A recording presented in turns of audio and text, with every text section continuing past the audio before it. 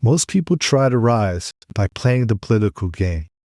They brown nose the right people, they use charm or looks to get ahead. They try to win favor instead of building real value. If you choose the right system, you do not need to charm people. You do not need to play office politics. You do not need to wait for someone to recognize your potential. I talk about this in my previous video, why you are climbing the wrong mountain.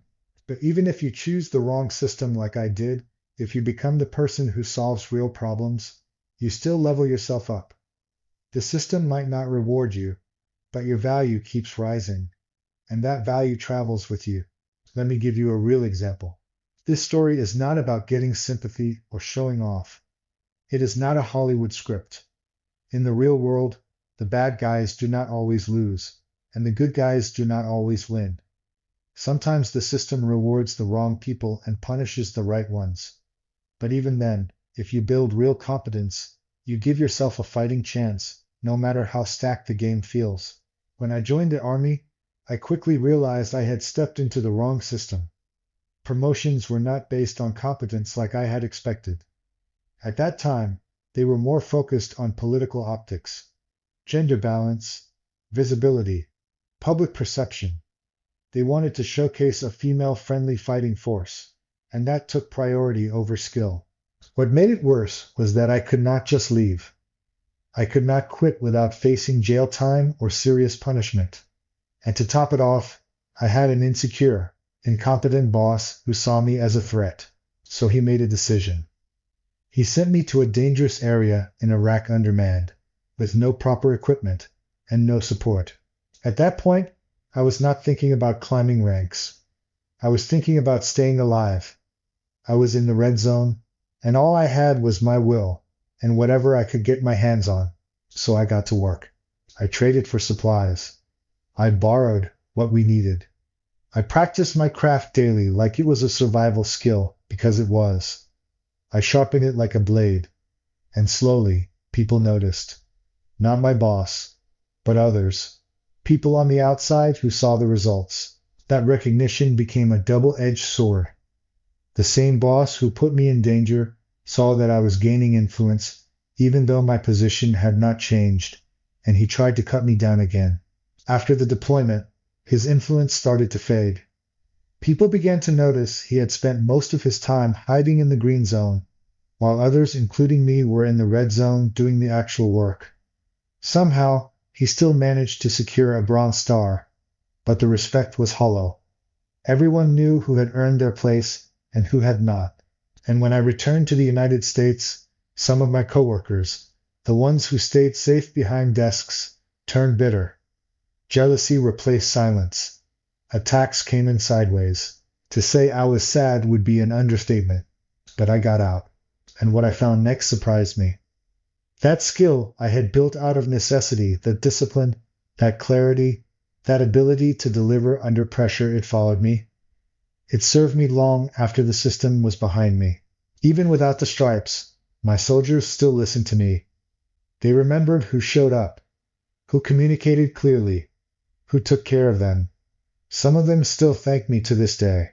That experience, the pain, the pressure, the survival, it became the foundation for what I teach now.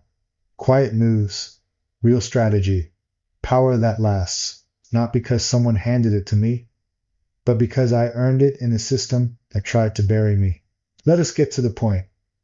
One core skill done exceptionally well gives you the foundation of real power inside any system. When you are competent, you can teach, build, or fix without drama. And when you do that consistently, people naturally follow. That kind of competence gives you about 70% of a leader's presence. Not because you are loud, but because people sense you know what you are doing. And that is all leadership really is. Competence plus communication.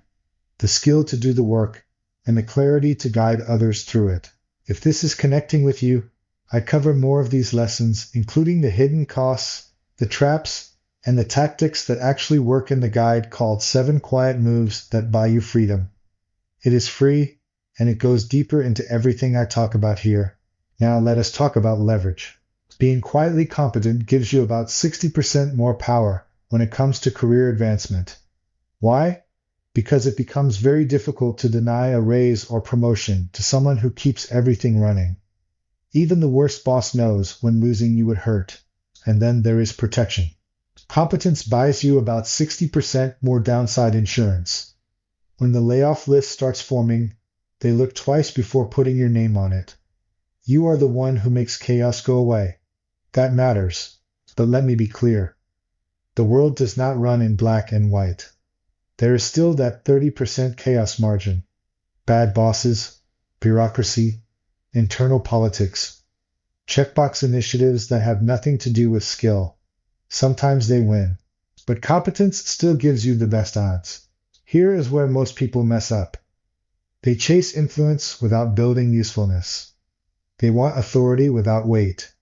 But systems reward those who carry real load. That is where your edge comes from.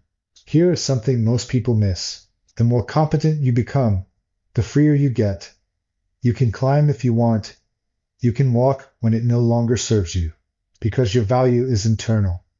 It travels with you. So if you are tired of getting passed over or boxed in, this is your move. Choose one skill. Get dangerous with it. Because the moment you become truly competent, you get a direct boost in leadership ability, career advancement, and stability. People start deferring to you. Opportunities start opening, and you build the kind of quiet leverage that makes it harder to ignore you, harder to replace you, and harder to justify holding you back. But the real power, it is the option to walk. If the system turns rotten, and eventually most do, your skill gives you the freedom to leave on your own terms. No system lasts forever. Even good ones can go bad. Nothing is guaranteed. But competence gives you the one thing that outlasts every system value that no one can take, transfer, or touch but you.